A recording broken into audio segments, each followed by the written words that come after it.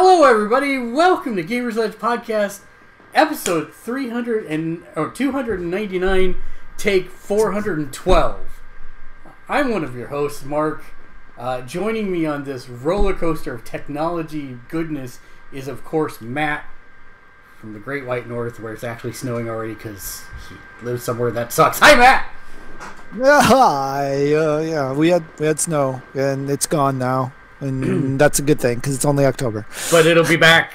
Mark my words. It will be. Winter is coming. It's far more predictable here than in Westeros, but yes, it is coming. Let me tell you that it should be very, very easy to do a show like this. In this day and age, you would think. Since 2006, when we started this podcast, which is 12 years ago, I'm sad to say that we're just now getting to 300, which we should have gotten 6 years ago.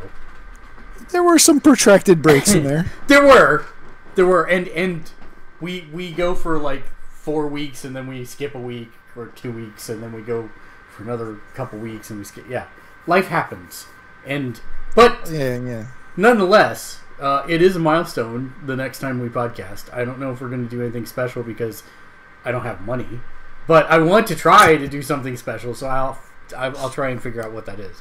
In honor of the 300, you could just do a Greg Miller and do the podcast with your shirt off. I think I'll leave that shtick to him. I just ran into him recently. He's much trimmer than he was when he started that shtick. He can get away with it now. Yeah. I still cannot. No. Yeah. And plus, we mark this show family friendly, so no. Oh, yeah, we do not want to scar children for life. Let's talk about what you've been up to before we crashed like last time. What have you been up to, Matt? Let's see. And you're still okay, here. It's still working. Yeah, we're good. Still here. Okay, all right. So it's been mostly as I started off with last time, mostly Basement Destroyer 2018's great sim, not much fun. Expensive DLC. Expensive DLC, yes. But been getting had to get all the stuff. Both boys' bedrooms and a family room are all no longer downstairs where they're supposed to be, and the flooring has been ripped up and mostly prepped for new floor to go in soon. So that's been fun. It's also been a little bit of a limiter to what I can do on evenings because my son's bedroom is now on the couch in the living room. I would imagine that makes sense to do things. It does, but I mean, once he's asleep, he's like a rock. He sleeps like I do, so I can still do stuff. But I actually, just because of time and stuff, haven't really done a ton. I have played some more AC Odyssey via Project Stream. I had one really bad night where it was lagging like every 30 seconds. I had another really good night where it only lagged a couple times in a couple hours. Hit about 5.5, 6 hours, finally saw the title card. And then about an hour after that of the playing around with the ship combat and stuff. I never played 8, but I imagine it's pretty similar, except I think in 8 you had, or 4, excuse me, Black Flag. I imagine you had cannons there, where here you have arrows and javelins. So, and then ramming into the other boats, obviously. But that was interesting. Are you like right next to a little vacuum cleaner or something? Because your microphone's picking something up heinous. It's my PS4 trying to take off like it does anytime it's on now. So I guess I can push this live. I was playing in the background while you were telling me about what you did. I think you can see this now. Oh no! Why didn't it go? It was there for a second. Yeah, weird. Did it kick it to the other one? No, this is the same, right? And here's me. I'm ginormous. Look at my giant head. And then this one is supposed to be. Well, it saved none of the changes. So why don't you continue to talk, and you'll just see the changes happen live, because that's how I roll. Okay. So I had that's really all I've played. I haven't really played anything else. I got the DLC for Spider-Man downloaded, the Heist, which is part 1 of The City That Never Sleeps, and that is really a loud fan. Yeah, sorry. That's nothing I can fix, because I needed to actually show some of the stuff that we were going to talk about today, so I had to. Okay, yeah, no problem. Yeah, sorry. No problem. I have, however, watched Maniac on Netflix. Caught up or watched the all the episodes of Star Wars Resistance that have aired so far, and I'm about halfway through Daredevil season 3. How are you liking it so far? I'm really liking Daredevil. It's definitely a character piece. It's much less on the action, but I don't want it to say like there's no action. They do a ridiculously long single cut action piece that is probably twice as long as the hallway from season 1. Still not quite as awesome as season 1's hallway, but it's a really long scene, and there's no going in and out of doors to the side, so you're not, they're not swapping out stunt guys and whatever. It's all just whoever you see in this thing is there. They're not Scooby-Dooing it. Right. Because that's kind of what I thought the first time I saw that. It's like, oh, yeah. Here comes Shaggy and Scooby. You're running this way, and then this one. Yeah. So yeah, but it's very good. It's definitely a character piece, focusing on Matt. I mean, you have the other characters there too, but it's definitely steeped in that Matt dealing with his religion and his mission and who is he. Definitely elements of Matt Murdock Don't No More, that late 90s storyline where he put the black and red suit on and claimed Matt Murdock was dead. So there's definitely elements of that. You know what I'm going to say, right? Enjoy it while you can. Before it's canceled on Netflix. Before it's canceled. Well, I don't know. I think if anything, this one will stay. They may cancel everything else on Netflix, but I think this one will stay. It's the one that they've had a really good partnership with, and I think Netflix will work it out with them to keep that one. Most stuff will move to the Disney streaming service. I get that, but I don't think they'd kill this one, or if they did, they would migrate it rather than kill it. That's pretty much it. Nothing else I can think of. Doctor Who episode 3. It's the okay. I don't think this isn't a spoiler because it was the promo information, but it is the Rosa Parks episode. So it's kind of harkening back to the first 2, like way back, like 1950s back, or original 2 seasons concept where it was supposed to be educational. You kind of taking a stab back to that with yeah, no, it was good. It was really good. I still think episode 1 was the best one so far, but it was a really well done episode. And it's kind of painful, to watch, just knowing that is accurate history and how that was portrayed. They did a really good job of, and it's, I guess it's Black History Month in the UK. So that's part of the impetus for that episode at this point in time too. So, yeah, that's really it. I was going to go see Venom this week, but I didn't make it out to that. So we'll see.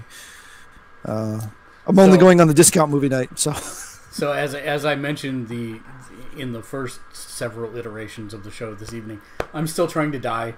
I am still coughing, so I apologize to everybody that I'm on cue coughing. It's because I'm trying to continue breathing, and for some reason my body doesn't want me to do that, so I cough. Excuse me. Let's see. Part of the reason that I actually needed to do this was so that I could actually. Come on now. Now it's all black. Yeah. Hello, Man, technology just hates me tonight. Yeah, it's not helping you out. And the worst part is that I've clicked on the scene I want to use 27 times. Yay, there it is. Yay. Between the technology and the biology, we may not get anywhere tonight. Yeah, pretty much. So yeah, let's see. I definitely... I'll talk about that in a minute. WWE 2K19. I am playing this still. I am enjoying it.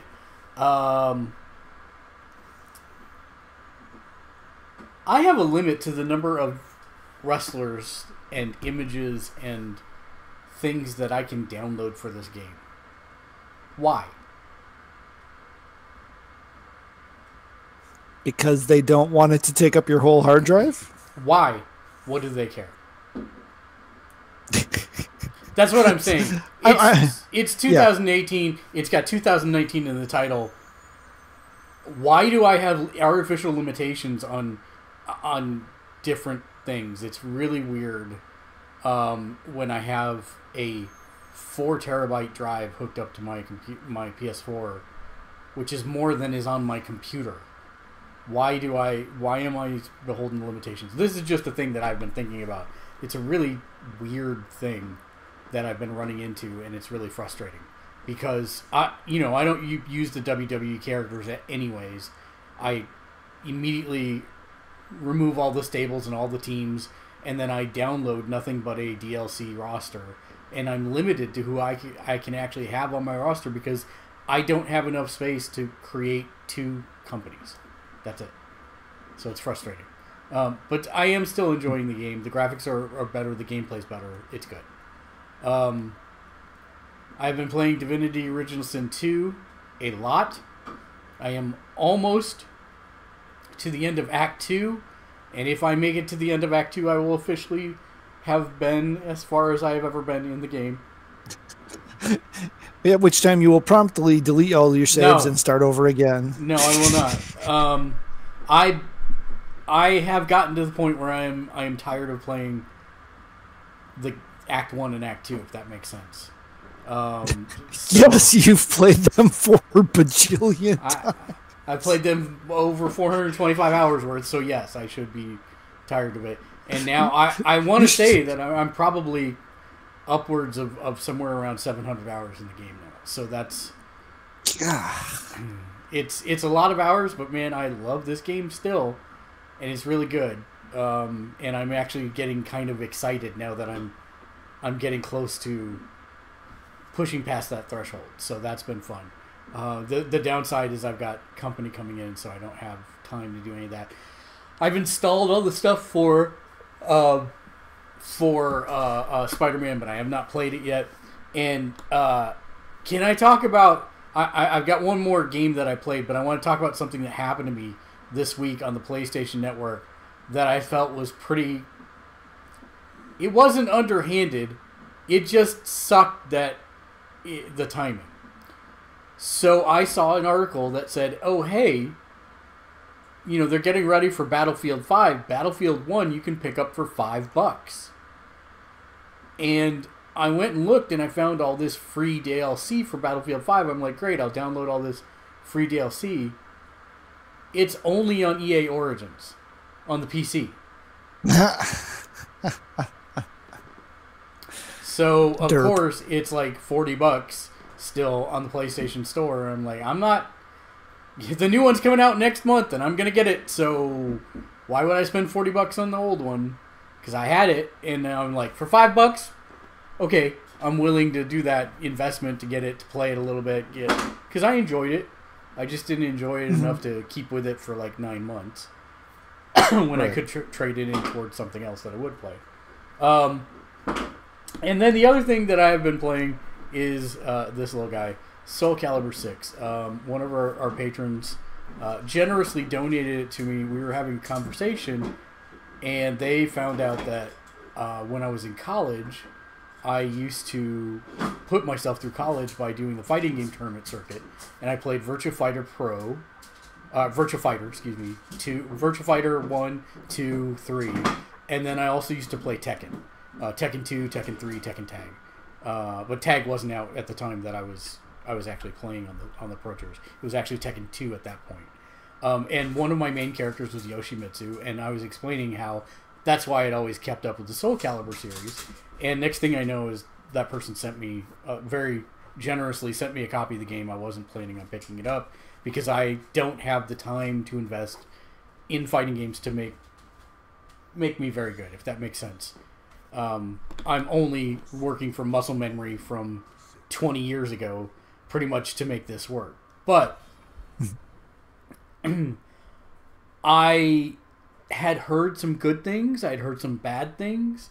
And I wanted to take a minute to break down what I do like and what I don't like about the game real quick. And I'm not going to spend a ton of time on this. It's kind of a mini review, but I'm pretty impressed with what they've managed to do with this game.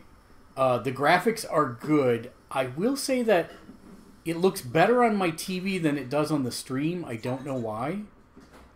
That is something that I have noticed, but they give you plenty to do. So it does have a full character creation system that is pretty deep. To give you an idea, I thought you would be amused by this map because I'm sure you've not seen hardly any of these yet. I have downloaded a few people's created characters. So I have a Steve Rogers, Captain America. He even has a shield, which is pretty awesome. Someone recreated the original Yoshimitsu, which is nice. There's a spot-on Jean Grey, even though they mislabeled it by calling her the Phoenix, which she'd have a red outfit if she was actually the Phoenix. Because, God, I'm a dork. And I know the difference. And then they had a Kasumi from Dead or Alive that was really good, too. But let me pop into... the Steve Rogers real quick, and you can kind of get a... So it's not bad. I mean, it's not, it's not perfect, but I mean, in the confines of what it is. I can't read, so I can't tell if it's English and just not translated, not coming through, or is it foreign? What base did they use for that? They use Mitsurugi. Oh, Mitsurugi. Okay, no, it resolved there. Okay. Yeah, Mitsurugi. And then I'll pull up the... So I really like these. I think they're fun. It fits into their things. There's a Thanos that I'm going to download that actually has a snap finisher, which is hilarious. Nice. Yeah. So they did this one with Ivy. It looks good. They're all pretty good. What I don't like, I was scouring the internet because I could not believe this is the interface. You see character name, style, race, gender, weapon. You would think it's 2018. I can go and I can enter any of that information and search for it. So if I want to find Thanos, I can just go to character name and do Thanos, right? You would think. You would think. But no, what I have to do is choose an empty slot out of my save profile and then R1 manually through each thing until I find what I want with this load time and then download it. Yeah, I would have done that for about 5 seconds and stopped and said, "The heck with it." Not to mention the number of phallic characters that you have that you find, which we've been lucky. I'm tempting fate here as I go through it. But the point is that yes, there are some cool characters, but I don't care about that one. I just want to find Thanos. No search options whatsoever. So this is probably like the thing that is the weirdest about this is that, again, people are putting out games in this day and age with no discernible browser whatsoever. It's this super antiquated and outdated system. Now, is that like a game breaker? No, because I could have the option to not even download stuff and I'd have to make it locally. So it's fine, but I mean, it could be a whole lot better than this. A whole lot better than this. And I'm hoping this is something that they give some attention to once it's done. But that quibble being aside, the game has a ton of stuff in it. It actually has 2 different story modes. One's kind of a Mortal Kombat 10 type of follow through, where you start as one of the characters and you play through their story, and then the story keeps going, but it switches perspective to somebody else, and you keep going through the journeys like that.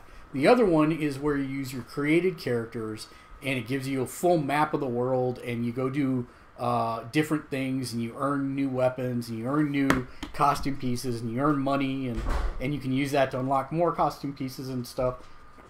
So it's pretty extensive.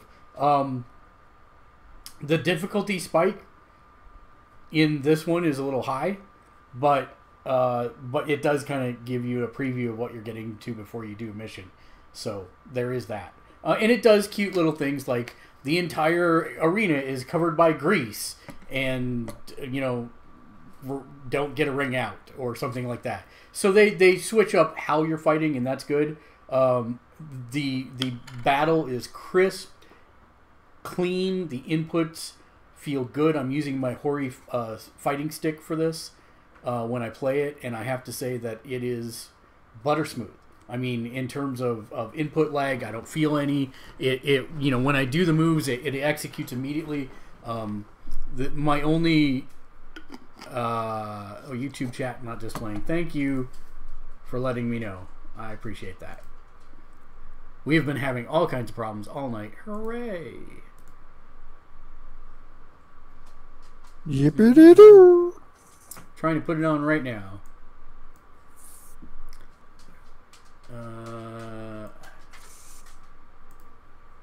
There we go. Don't like the graphics. Don't like the ambiguity of menu options.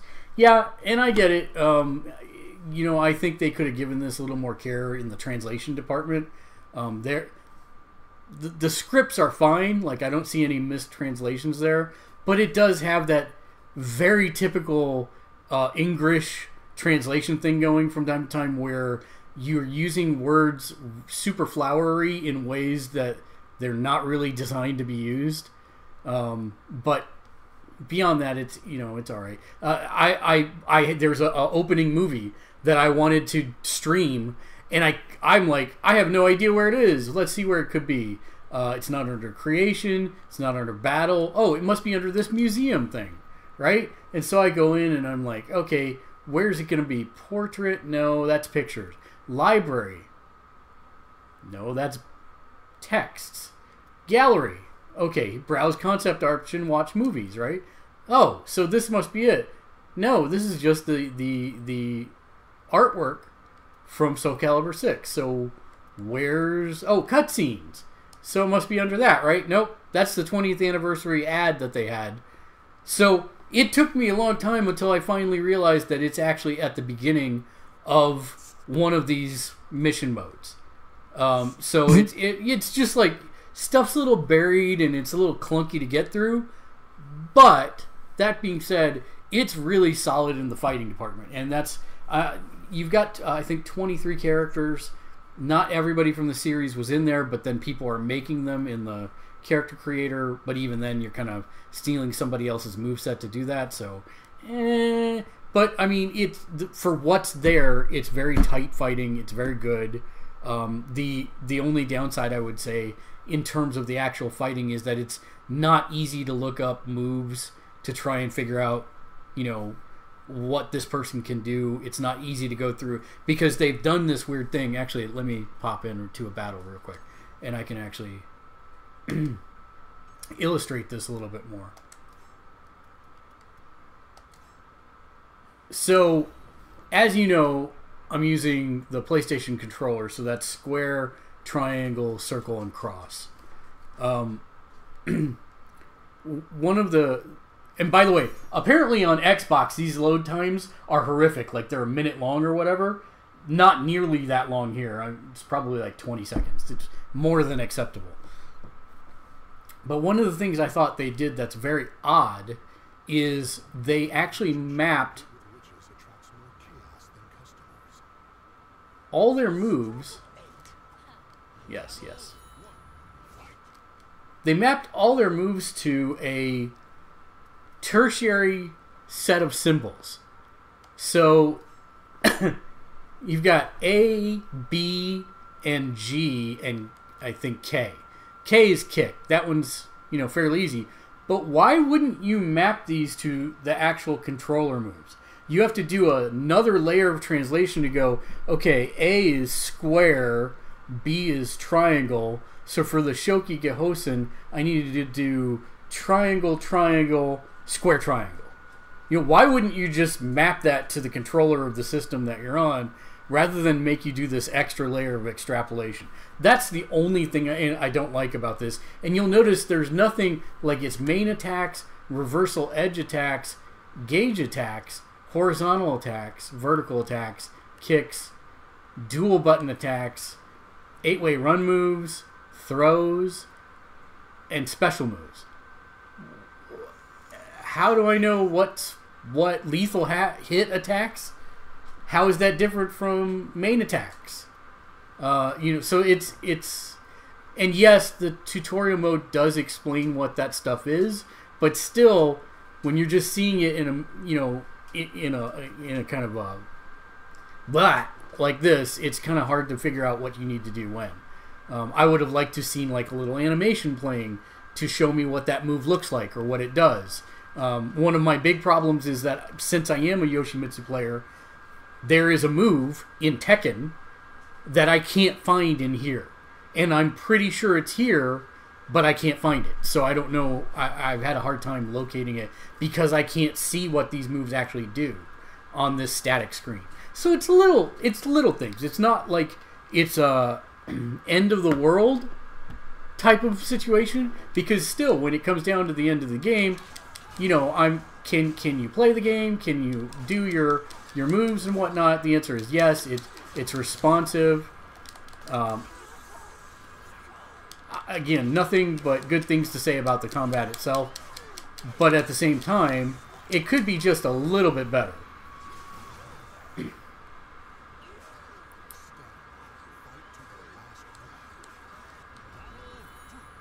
And since the series has taken off so long, I just hate to see little tiny things, bring it down. But as far as the gameplay goes, I think it's probably the best in the series. And I think the character creators, the best they've had in the series. I'm really enjoying it very much. Yeah, that's. I kind of peaked out at Soul Blade / Soul Edge, so. Which was number one, yeah.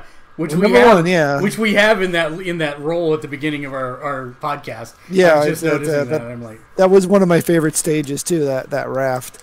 Yeah, I didn't really survive the transition to SoulCalibur very well. I've never really been fully sure why, but and then as fighting games have gotten more and more centric around just fighting other people, I'm not good against people. I need a good, robust versus the computer mode, which sounds like this might have, but yeah. But it sounds like you only get to use your like you play through dang it, what do you call it? Like you said, a Mortal Kombat 10 or Injustice style mode. For the one thing with the characters from the game, but for the other mode, it's your create a character. So I guess I just miss that whole play through one character at the arcade, get their own funny little story mission thing at the end, and then move on to the next one. I miss that. So Injustice has that. Injustice 2 has exactly that format. Plus they have the story. Well, you play the story. Yeah. Okay. Yes, Injustice 2 has that exact scenario. I also miss that here. I get it, but I do still miss it. But they're trying something different on that front. I can't blame them for that. I enjoy it. Yeah, no.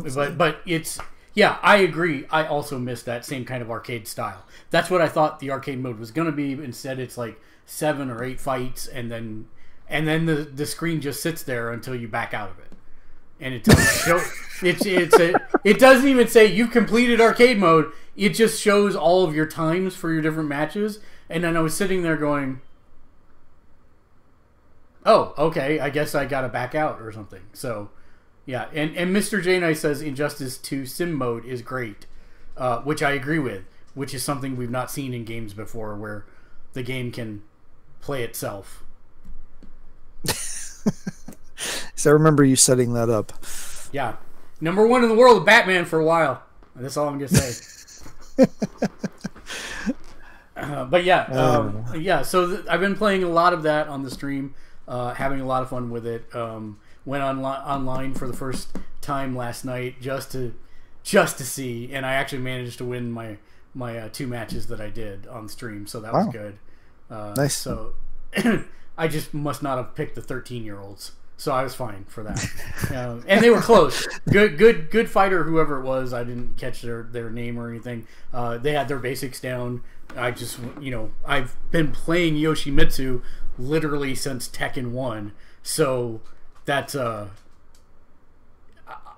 I literally it was funny because if you go back and you watch the first stream I did from Monday night when I was doing it, I mean, you could tell I was super bad. I didn't remember anything, and then by the end of 2 hours, my muscle memory had kicked in so much that I'm like, all right, I need to do this move, that, and you could see me just chaining it together. It was much better than a lot I've played in a while.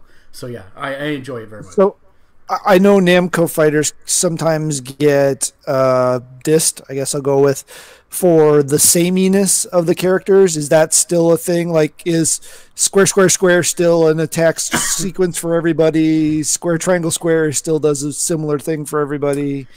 Yes, but if you really want to talk about that specific issue, then you have to look at Dragon Ball FighterZ.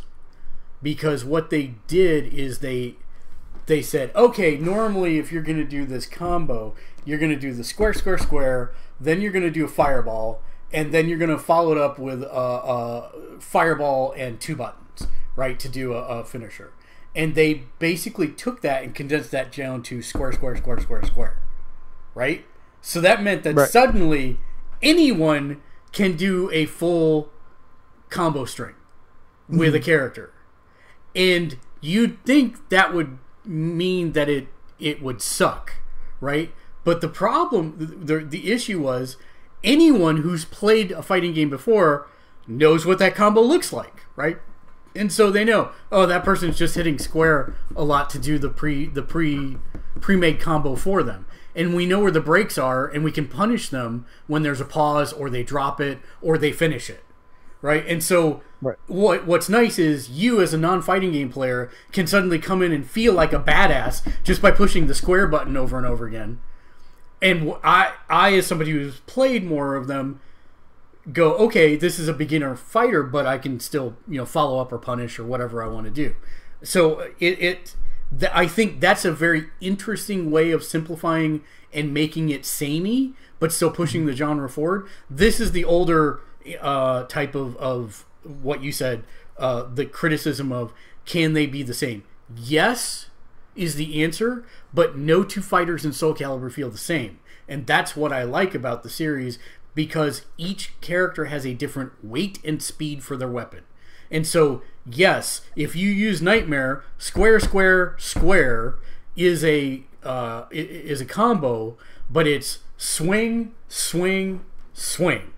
Right? Whereas if you're doing that with Maxi, you've done 27 moves just by hitting square the 3 times. And it's like, blah, blah, blah, blah, blah, blah. So there's a different cadence and there's a different weight to the weapons. And that's one of the reasons that SoulCalibur has existed this long, is because it is unique in that respect.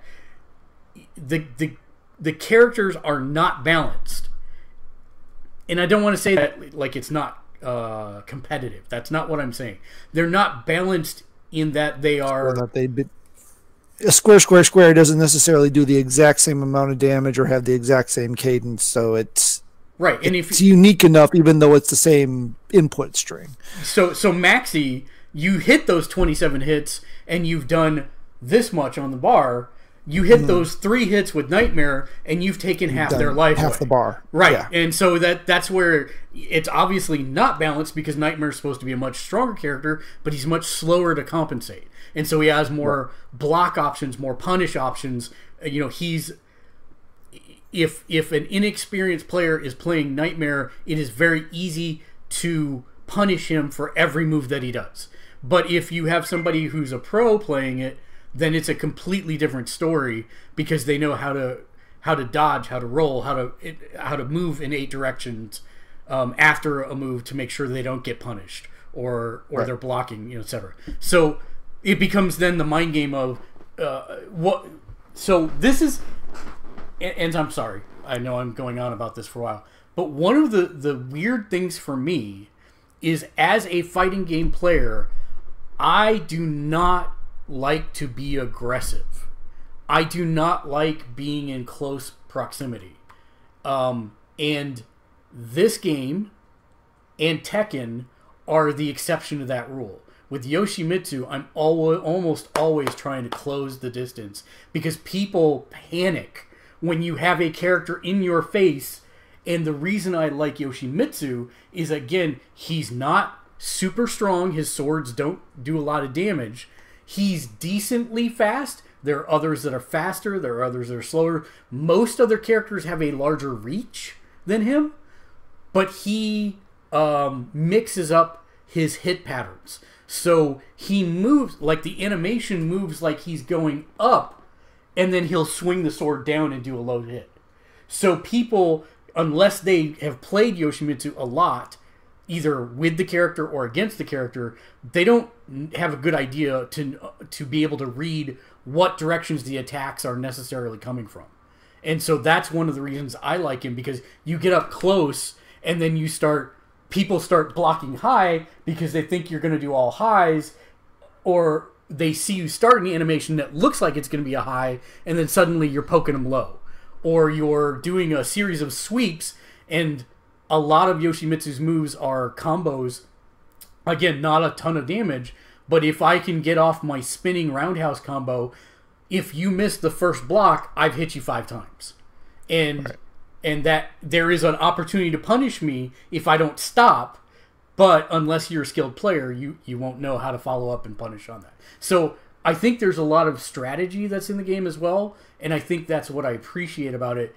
And I appreciate making people sweat by being like up on them, trying, you know, if they're all blocking, then I throw. It's one of the few times that I would actually call myself an aggressive person, because if you look at Street Fighter, if you look at Art of Fighting, you look at Mortal Kombat, I'm all about the zoning. I want to be as far away from the character as possible. I want to throw projectiles and make you have to deal with them, right? Either you've got to try and figure out a way to go through my projectiles or over my projectiles, which I can then punish and follow up as you jump through. So if it's Street Fighter and I'm playing Ken or Akuma as an example, I'll throw a fireball, you try and jump over it, great, I can punish you with a rising fist. Or I can punish you with a low kick, a low sweep kick, because you might be expecting something else. But for most of those games, it's all about the long zone, trying to keep them at bay, and then closing the middle, but never staying like up in their face. So this is a weird game for me, that I like to be in other players' faces and trying to just throw them off their game and make them sweat. And it works a lot of the time. When we used to do this in arcades, it was great, because there were 2 of us that specialized in Tekken, and we would just instead of, so the thing with the quarters where you put the quarter up and you play the next person, etc., we would never play each other. We would actually just take turns per turn. So normally a match is best of 3, right? So I would play the first one, he would swap out and play the second one, and then I would swap out and play the third if we needed to do it. So that was how we did it, and then we just had lines, and we would take people in, and they would try and beat us all night, and people would get so mad. And we'd be there for 50 cents for like 4 hours, and they would just keep paying to play us. I miss arcades. I'm sorry, I miss arcades. You can't get that any. Yeah, sorry. So yeah, that's my week. not to drag this out anymore, but another thing with SoulCalibur, guest characters. Have you played Geralt? I've beaten Geralt a lot. I haven't played him at all. And Mr. J Nice is like, why aren't you? Because I'm very set in my ways. Because this is not a joke. Much like Divinity Original Sin 2, the amount of hours I've clocked on Tekken has got to be in the thousands. And because of that, learning a new character is not hard because of what you said, right? AAA is a thing. BBB is a thing. Yeah. AA and both buttons is a thing. BB and both buttons is a thing. Yes, for every character. But there are idiosyncrasies for each character. The best way I can explain it is Virtua Fighter, right? Virtua Fighter, Nina was my main character on that one. She has legit, and this was in 2, right? So this is in 2 that came out in 1993, I believe. She had 192 different moves. 192 different moves. And so being able to figure out when the right opportunities for the right moves are, that's something that you only get over practice. A lot of practice. And I've put that time in with Yoshi, and I've put that time in with Taki, and I've put that time in with Mitsurugi to a lesser extent, and Killick to a lesser extent. I don't want to do it. I don't want to learn a new character, right? So I will play him because I'm interested in his. He has sigils, and so depending on what sigil you activate, he gets different bonuses and different movesets. So you could almost consider them like stances, basically. The difference is he casts a sigil, and it shows up on the screen, and it lets everybody know what he's doing. So if you know what those sigils are, then it's going to be easy to counter him. If you don't know what those sigils are, then it's going to be hard to counter him because you don't know what he's going to do. Right. One of the interesting things that they've done, the most interesting things that they did, is they put a... how do I explain this? It's a counter move that you can use to, if you time it right, to counter a move, and then you kind of bop them on the head with your weapon. And when you do this, the whole screen turns red, and there's like life essence stream things going across the screen, and that's your indicator to know that you need to do either a vertical slash, a horizontal slash, or a kick.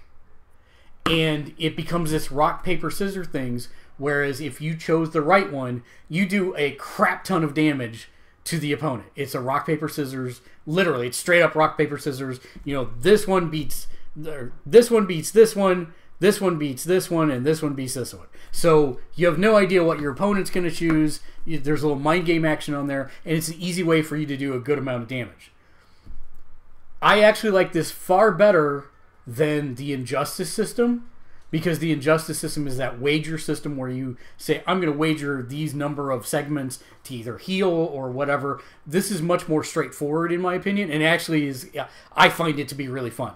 Because, all right, I've been playing this person for a little while. Do I think they're going to vertical slash me or horizontally slash me or kick me? And I'm giving my hand away, but I almost always go for kick. Because almost no one does kick for some reason, computer or person. Almost nobody does the kick, and so the kick tends to win because it's also how you dodge out of the way. The kick one is I'm going to spin out of the way in 360. So yeah, there's that, and then they've also added a super move. So you can choose to use your super bars for either that little counter thing. There are counter moves that you can do with that, or you can use it for a big super attack. And for Yoshi, he teleports above the person and does an overhead strike. And if it hits them, he basically does an Indiana Jones and reaches into their chest, pulls out their soul, throws it up in the air, and slices it in half with his sword. And it's kind of cool. And it's like, okay, sure, it's a big flashy finisher. But it works, you know, and you know, pros are going to be able to block it, and non-pros are going to be like, cool, look at that move that I just did. It's great. Right. So, fun. I have no problem with it. None at all. So I'd say overall, yes, I started with the negatives, but overall, I'd say it's a really positive package. I probably, if I was going to give it a score, I would probably give it a solid 8. It's good. Nice. It's worth your money if you like fighting games, if you like Tekken, if you like SoulCalibur, or if you like Tales of Swords and Souls. Forever told. Throughout what is it? Throughout the moments of history, throughout the, I don't know.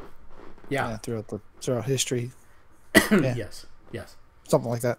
Yeah, I think it's a good return to form. Just as an FYI, there are bouncy issues. So take that as you will. I mean, it's very prevalent. I didn't design the game.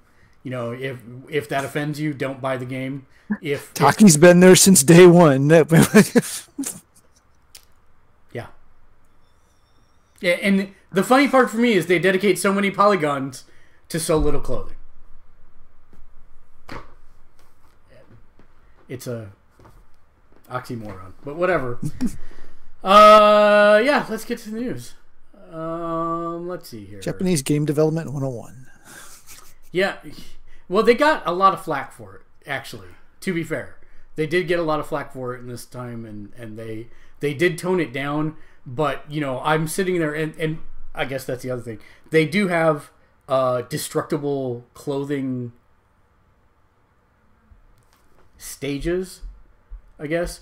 Yoshimitsu especially has a thing where he absorbs some of your soul, and every time he does that, it's like a stage of the clothing being damaged, right? And so for Yoshi, if you get him to that second stage, he loses his mask, and you see the robot head underneath, which is a cute way to incorporate the fact that he's been a robot in some of the things, and he's been a demon in the others. It's cute, whatever. Originally was just a guy.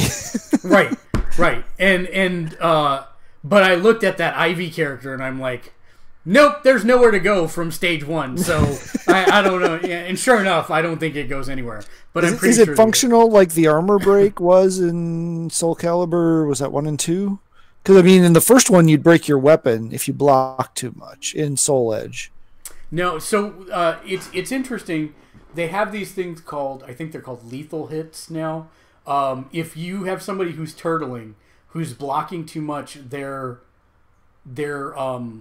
health bar starts flashing yellow, and then when they're really blocking too much, it turns red. And then you can do one of these lethal moves, and it's basically a break move, and it does a buttload of damage to them. Okay. But it's not like your sword breaks or your armor breaks per se. It's well, I mean, your armor breaks throughout normal use, but yeah. So I think that's separated. But yeah. Okay. Onward. Enough Tekken or SoulCalibur. Too much Yoshimitsu talk. Yeah, I know. It happens. Let's see. And you know the funny part. My last thing about this. The funny part is Yoshimitsu isn't even my main on Tekken anymore. He hasn't been for like 4 games. Because Lily came and stole my heart. Twitter.com. She was 4. Yeah, she first appeared in 4. Yeah. And she is so good. Maybe a little. Yeah, she's got. Not gonna lie. Yeah, I was gonna say I bet that. Yeah, that doesn't surprise me that you would. Yeah, maybe not gonna lie. They're a little cheap, but I like it. All right, let's see if we can scroll on back to the last podcast here. Scroll on back to the other side. Yeah, a little bit further. Yeah. I was like, geez, I posted a lot on the 22nd. That's too far. Isn't it? Yeah. It should be the 17th. Right. Did we not broadcast? No, we did. No, that's right after. That's after. That's after. There it is. Yeah. No, that's your Stargate Dissonance. It's Oh, but that's it. Yeah, that's it. That's oh, it. Yeah. I don't know why YouTube's doing that. It's really weird. I gotta put a request into support to find out how to fix that. Let's see. Thronebreaker: The Witcher Tales will come to PS4 on December. If you've not heard of Thronebreaker: The Witcher Tales, it is the worst possible thing they could have made, which means they will get my money for it. It is an RPG, and the battle mechanics are all Gwent, which I have my full 2 sets of Gwent decks up here on my library wall over there. It's great. I'm gonna do it. I can't wait. It's still not exactly what I want, but it's super close. I mean, I still want the version of The Witcher where your only goal for the game is to travel town to town and beat people at Gwent and take their cards and make the children cry. You want the pro circuit in a game. I want pro circuit. What is it? Rivellon, right? Isn't that the name of it? Where you are in the game? Actually, Yes. I don't know. Well, he's from Rivia. I mean, Geralt of Rivia, but that's not where the game takes place. So, sorry. Damn it, I'm gonna die. Yes. Well, you get the idea. That's what I want. Pro circuit, wherever he is from. pro circuit Witcher World.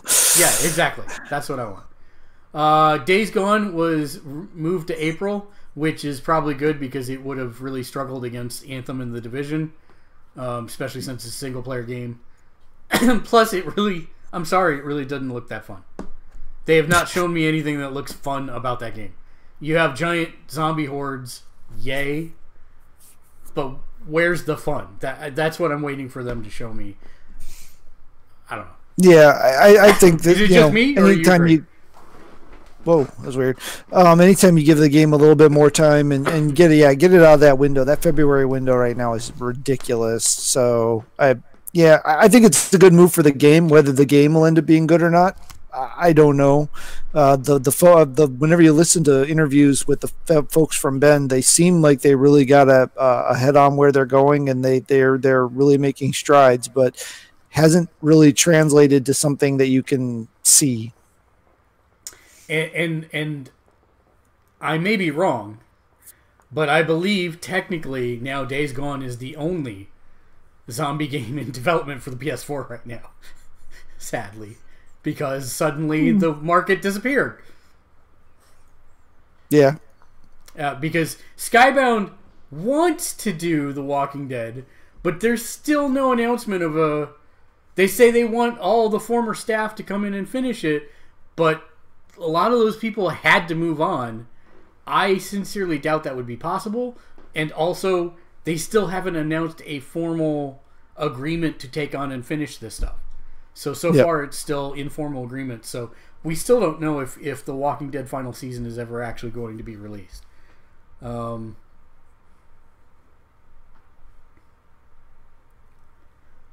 This was one of yours, right? Yep. Yeah, nice. Are you going to pick up The World Ends With You Final Remix?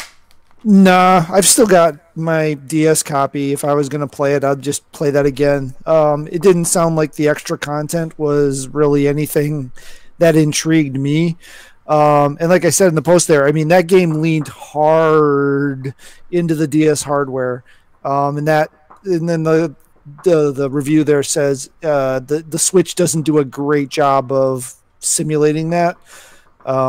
So yeah, I would just go back and play the DS version again. Dave just tore the headsets off his ears, screaming in pain because he's negative about the Switch. Yeah, there you go.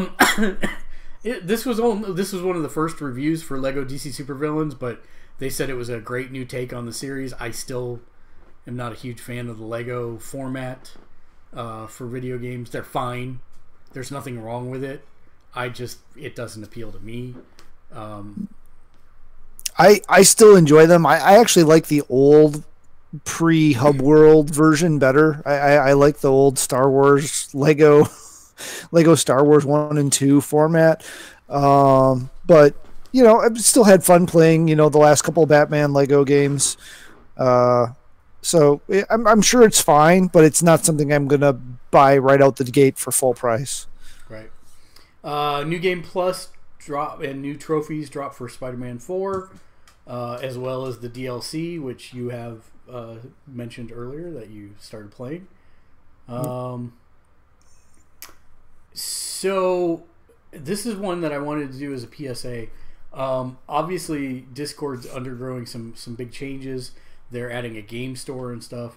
But one of the things that you actually have control over is their new terms include a class waiver, which means that people can't do class action lawsuits against them. But you can actually opt out of that. And you've got 90 days to do so by sending an email to this email address and saying that you withdraw from that, and you'll still be able to use the software. You just won't be lumped under the people that can't do class action lawsuits. This is something that I think we're going to see more and more of as time goes on, people trying to limit their liability and exposure.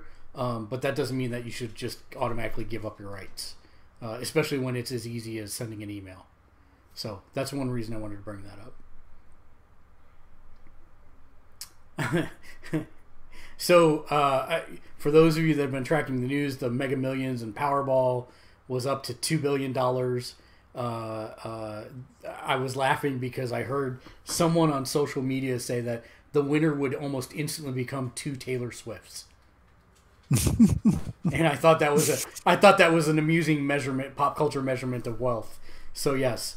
But what was interesting is that for those people who said Call of Duty is dead, on launch day they made an entire Taylor Swift. That's going to be the new measurement of money. So that's kind of crazy because it set record for sales. And I thought it was smart of them.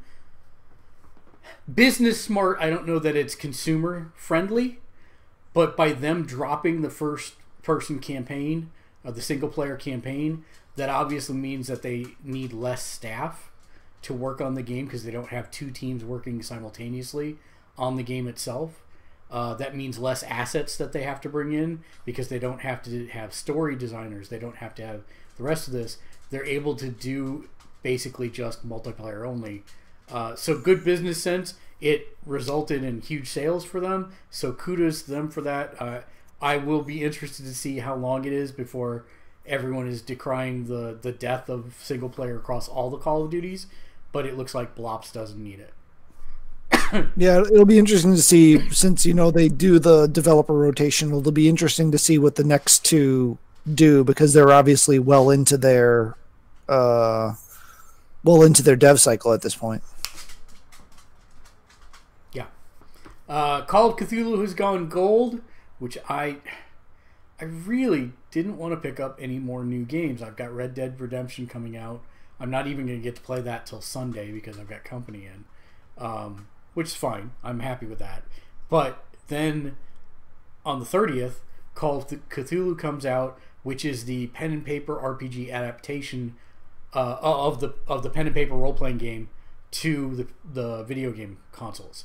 So I'm really interested to see how that works. It is a first person game. I'm very interested. It looks really good.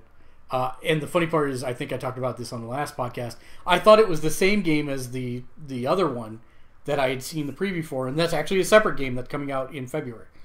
So yeah, plenty of Lovecraftian horror.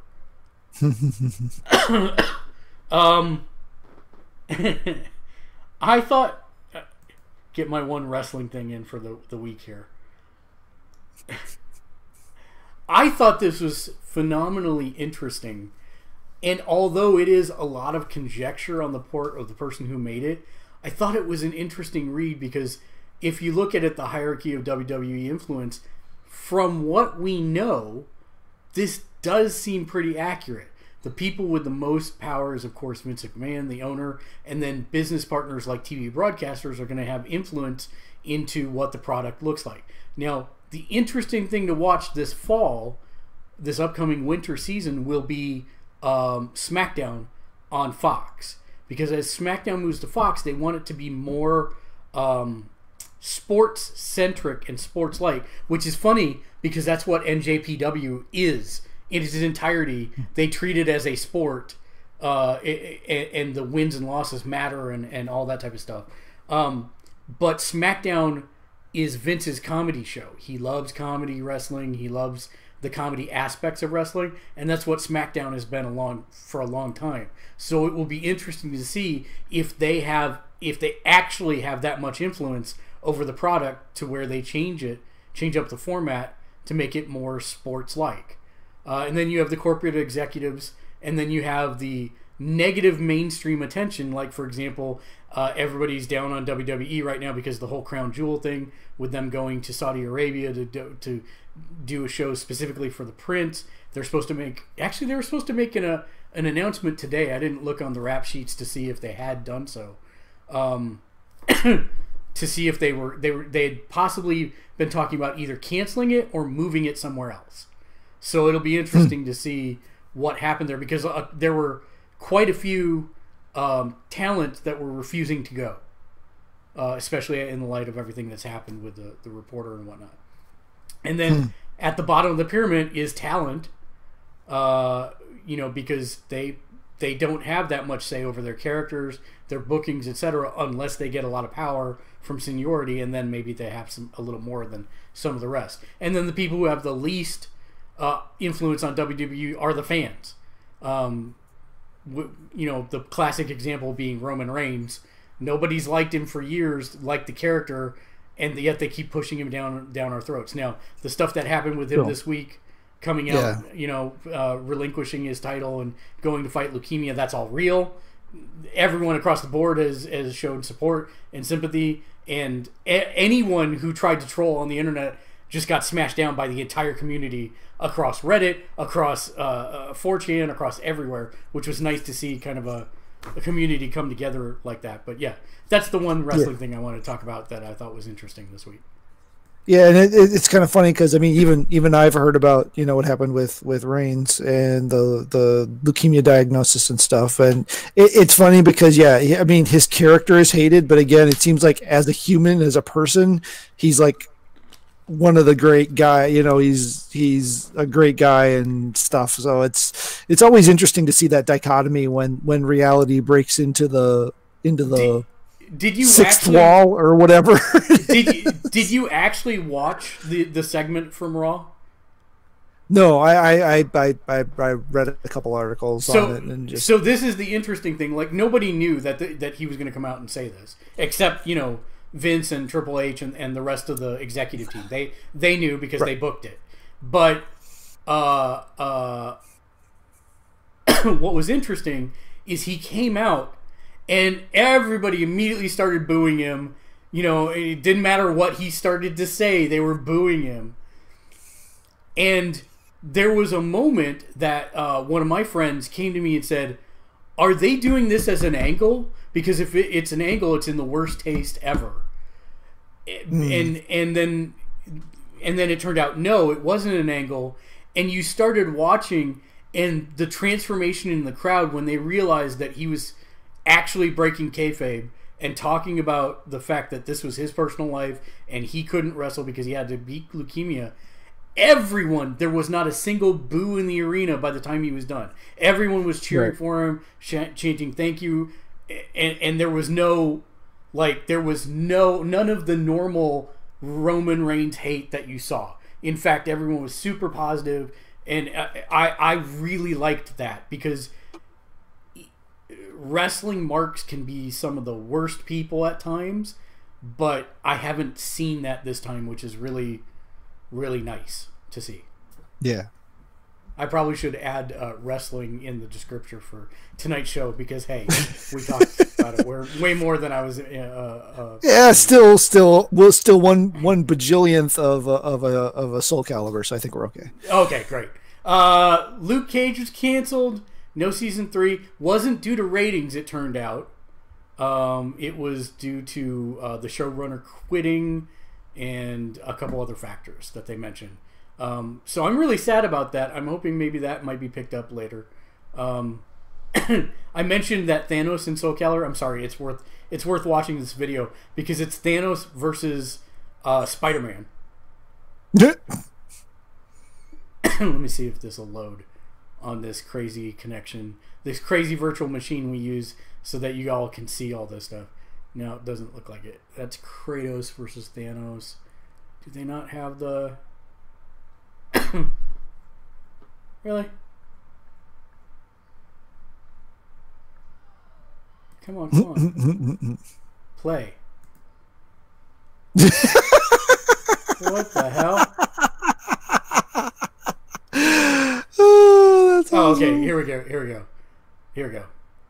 Let's play. Yeah. So I don't feel so good. I don't want to go. Snap. You're out. Nice. That is amazing. I'm sorry.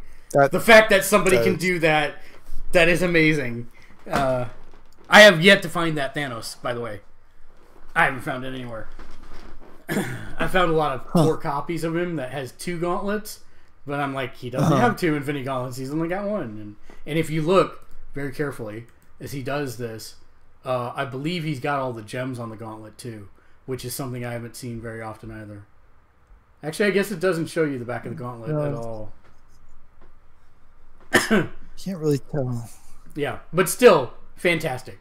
I wholeheartedly approve this message. That is impressive. How do I... Escape? Exit full screen? There no. Yeah, there we go. Okay. So Don't yeah, die. I thought that was fantastic. Yeah, the other part of our title that we haven't talked about at all yet. Yeah, Red Dead 2. Man, these guys...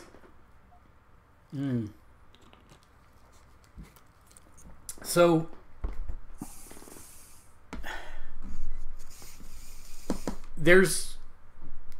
So what happened was...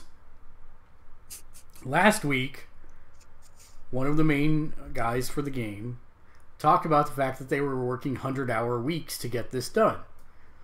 And, you know, after the dissolution of Telltale and a couple other studios, that some of them will be in the news as we go a little higher, there has been a re-examination of should there be a union for people who work at video games, which I am not necessarily a pro-union advocate, but I do think that the way that video game companies treat people who work at video game companies across the board is not great. You're an expendable asset.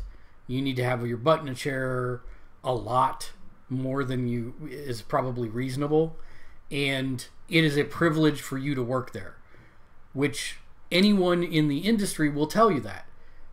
But there is still a work-life balance problem there, and the question becomes, is there something that can be done about it? And Rockstar has been under a microscope basically since he said that. They walked it back. Then they banned everyone at the studio from talking to media about it, and then they walked that back and said, no, you can talk to people about it. And they said that they want people to be honest, which of course no one will go on the record with anything negative because they're afraid it's going to affect their advancement, their careers, etc. at this place that they have been told that it is a privilege that they work there. So one of the most interesting articles, and this is a series of articles that you'll actually see in the newsfeed, one of the interesting things in this article is they invited I think it was Kotaku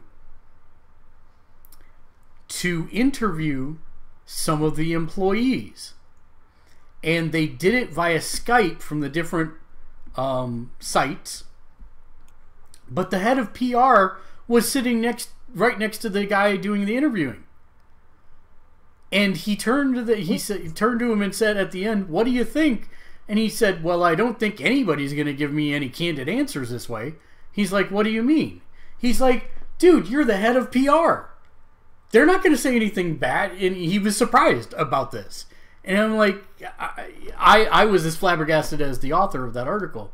I think sometimes these companies like live in their own little bubble, and I'm interested to see where this discussion goes, if anywhere. Rockstar says that they've obviously during Red Dead 1 it was super bad. They've been trying to change the culture throughout there, and then as more and more of these articles kept being done on Rockstar, it has actually uncovered things that were not wrong, but even the employees were getting wrong.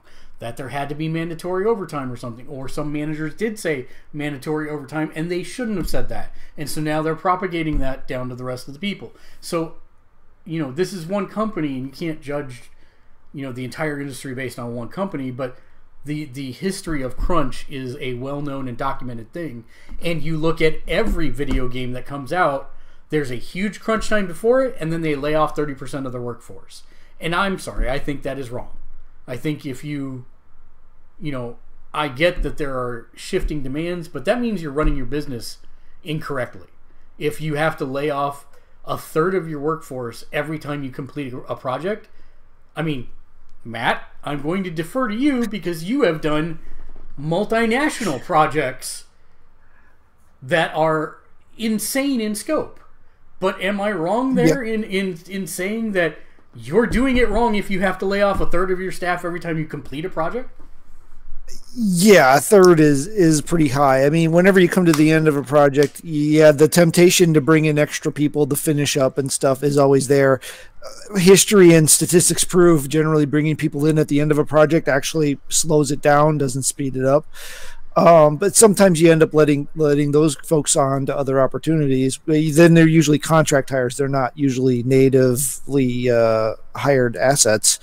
But yeah, it's that's you're doing something really weird. And I mean, I guess I get it, but that means they're not looking forward enough.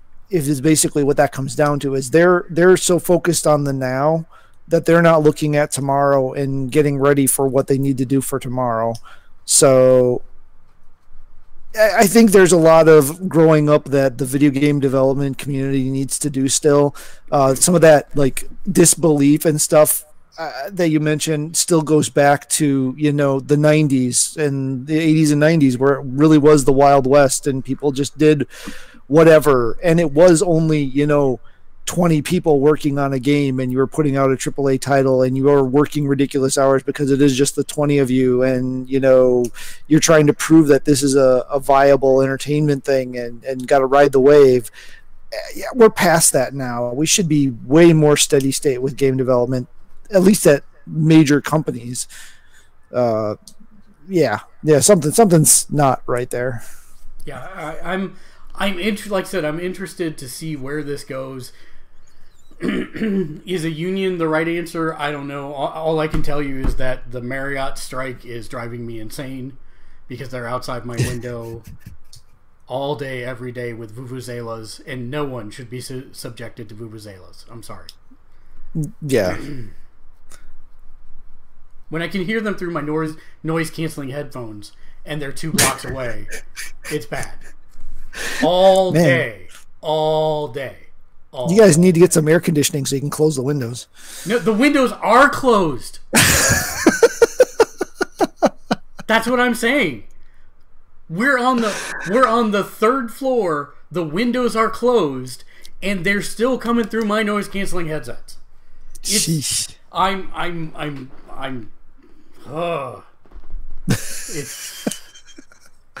surprised y'all haven't just decided to just work deployed for a couple of weeks. And the cops won't do anything because they're unionized. And they won't do anything to another union that's striking and protesting. Right. I don't know how they're not breaking noise ordinances. I don't know. They're screaming, they're whistling, they're using vuvuzelas. Did I mention vuvuzelas? You did, and I don't think I've heard that word as many times in my life as you've just said it now. I mean, I just want to illustrate for the good people at home. No, please don't. Oh yeah. If I have to suffer, then everyone needs to know what a vuvuzela sounds like. They were a big thing of controversy at the World Cup a while back,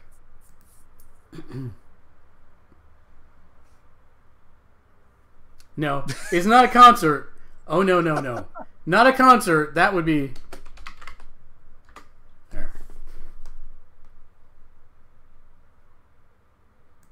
Yeah, that should be it. Okay, Vuvuzela contest. I'm gonna go with like 17-10. We'll see. You count, Andrea? Yeah. Go. Do not ignore it.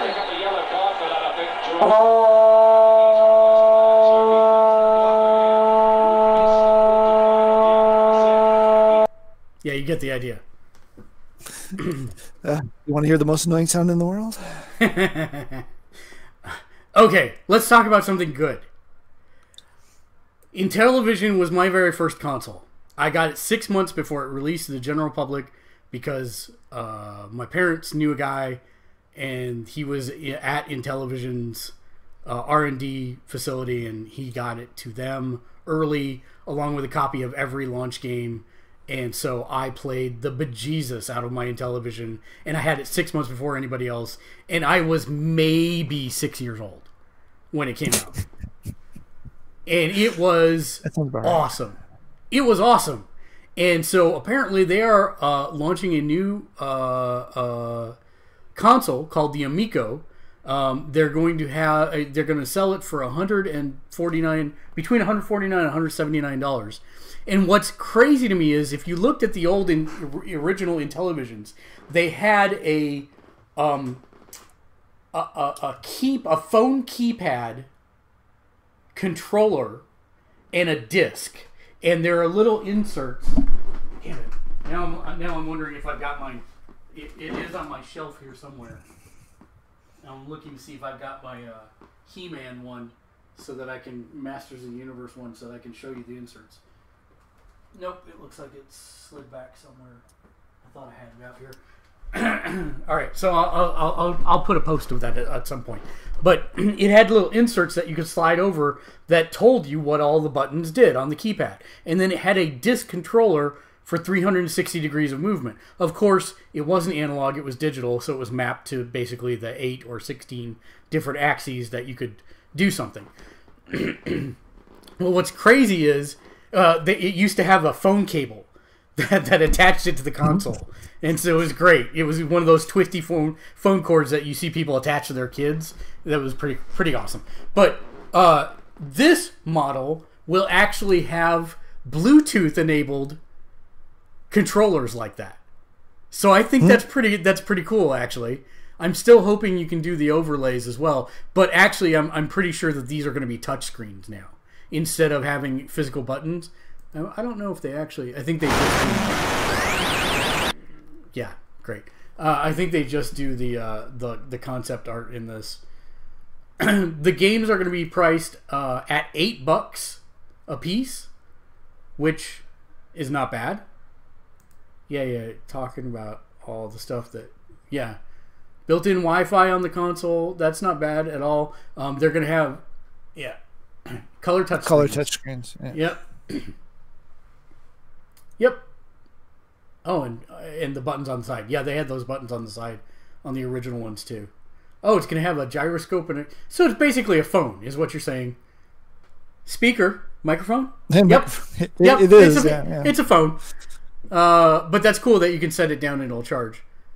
Downloadable app controllers. You can turn your phone. You can turn your phone literally into. So looking at this, and they've already said what they're gonna have.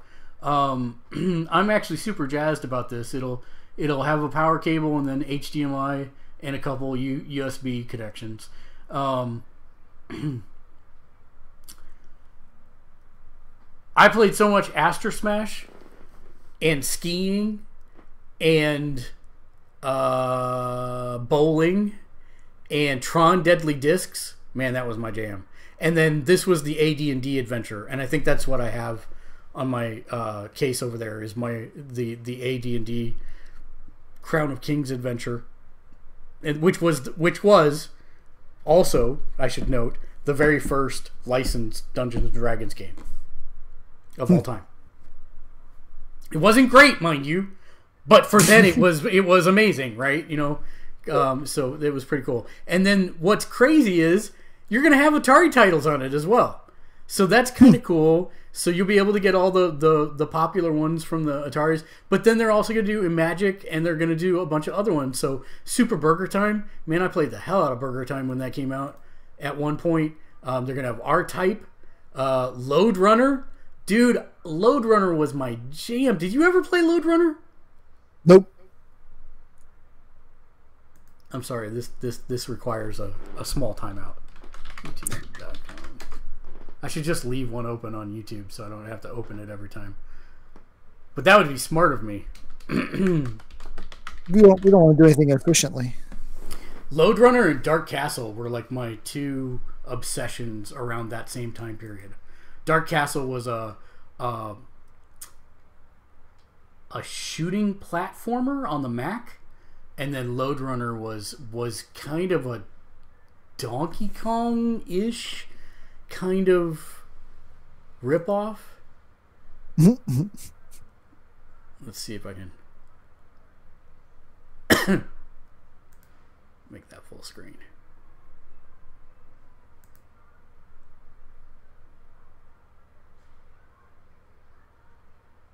So there were literally thousands of screens, and so the formula stayed the same, but it was the difference is, today we've got the procedurally generated levels, and there were no procedurally generated levels. So there were thousands of levels that some person actually hand designed, and then you would run through it, collect all the gold, and take the ladder to the next level. And then the next level would spawn, and it's the same process, but you had to figure out the best way to attack every single level and complete that thing. And man, I lived for this game. I played it for hours and hours and hours, because that was back at a time where there weren't a whole lot of games. And it was one of the few that was on just about any computer system. So that was definitely one of my enjoyable memories. So I'm pretty jazzed to see that they're going to have that there, and the fact that more people will actually be able to experience it. I know that my wife will never play any of these games because the graphics are way too. But look, Toe Jam and Earl, man, that's a freaking Genesis game. Toe Jam and Earl is going to be on it. That's what the original one looked like. See, you've got the buttons on the keypad, and then you put the insert over the top, and it would then you'd press, it would show you what the buttons did for the overlays. It's pretty cool. And there's that big ass phone cord I was talking about. And the wood paneling, because every 70s console had to have wood paneling. Hey man, I thought that was slick as hell. I'm sorry. I thought the thing was slick as hell. So yeah, I think it's great because it offers yet another choice of, hey, you don't have to have AAA titles. Here are here's a system that has a lot of good games that your kids aren't going to emulate to shoot up somewhere or something. It's just a good family entertainment system. So I'm really excited about this. Is this something you think you would buy? I would, with one problem. $8 a game for those games is pretty steep. So, well, it says they will cost less than $8. $8 will be the maximum. Oh, okay. So okay. It may not cost $8. Yeah. I have a problem. The other problem I have is I have fired up the NES games on the Switch an exact time of once. Yep, I'm right there with you. Since it launched. So, yeah, I don't see it. I mean, it's nice to have access to, and it's nice for them to be making something, but I would much rather have a $50 set-top box with, 2/3 or a third of those games or whatever on it preloaded that, could play whenever, rather than a system that you have to buy individual games for. Yeah, I don't know. It seems like the whole thing with the PlayStation Classic and the Nintendo System Classics, trying to build a new version of the old system and then charge per game is a model that I don't know will go over well. And because that's my I worry don't about it, think too. the nostalgia for this is nearly as high as those other things. I mean, when I find another Intellivision player, it's pretty rare. Right. Most of the time it was Commodore 64 or the Amiga system or ColecoVision. It was not the Intellivision. Right. So I know that this is my nostalgia, but I agree. I think it's got an uphill, especially at that price point. If they ported games like the Jack Pack or something so that people could use it as a multiplayer, party game box as well as these other games, I think that's a more viable thing, but they haven't announced anything like that. So that's the type of stuff that worries me a little bit, but I wish them all the best. I have the same problem. I've booted my NES Classic once. I even bought wireless controllers for it. I still have only booted it once. I have so many new games to play that going back to play old games, old hard games at that, is not the biggest proposition for me. But I'm still really interested. I'll wait and see what the reviews of the console are before I invest in it. Yeah. Devil May Cry 5 Ultra Limited Edition comes with Dante's coat, costs just $8,000. Not a joke. I don't understand this at all, but sure. No, that's why I said, I'll take 6, said no one ever. Yeah. If they sell one of those, that's probably looking pretty optimistic, I think. Jade Raymond has left EA. She made the jump from EA to Ubisoft 3 years ago to basically manage a new division of storytelling-based games. We knew there was a Star Wars game in development there, but it's still never seen the light of day so far, and no games have actually come out. So she left, and I hope she lands somewhere and does some positive work. Not that she didn't at EA. I'm just sure that a bunch of factors worked against her. I'm sure she is. This does definitely cast a shadow on what the heck is going on with this stuff at EA, though. Yep. MMO studio Trion Worlds was sold and is under new ownership. Trion Worlds made Rift, Defiance 2040, and the thing I can't stress enough, because the follow-up to this is that they then laid off all but 25 of the staff members. Defiance 2040 had problems. Their dev team seemed to have a roadmap. I hope that they continue that and don't just sit on it now or let it languish. But yeah, hopefully everyone can find a new position, because that's local. That's just like 20 miles down the road from where I'm at. So they had over 220 people, and they're now down to a skeleton crew of 25. Does that sound familiar at all, Matt? Yeah, a little bit. Yeah. But yeah, it's this one seemed when that purchase got announced, I had an inkling things were going to go south pretty quick, because that last release they did, I mean, I haven't played the game, but just reading up on it and stuff, they boned it pretty hard. I don't know what they were doing for QA. Again, I've been in this position. I've had this happen to me with stuff, so I get it. Test and reality don't always line up, right? So I get it. Yeah. But I have a feeling this is dead. They'll just let it die on the vine. I'm pretty sure as well. And speaking of yet another developer, the developer behind Dreadnought, launched last week. 6 Foot's the name of the dev team. And then, again, as soon as the game launched, here's a bunch of layoffs where basically they said it was about a third of their game dev workforce. And that just seems excessive. If you don't have an, I mean, yeah. If you're not actively developing a new product and you're in support, yeah, you don't need as many developers. But if you're not actively looking at the next thing and using those development resources for the next thing, what are you doing? Are you just going to live on this one thing forever now? So I don't know. Well, if you're EA and Activision, the answer is yes. Because that's exactly what the next story is about. It basically talks about how they have moved to games as a service, and they're making billions upon billions of dollars through loot boxes.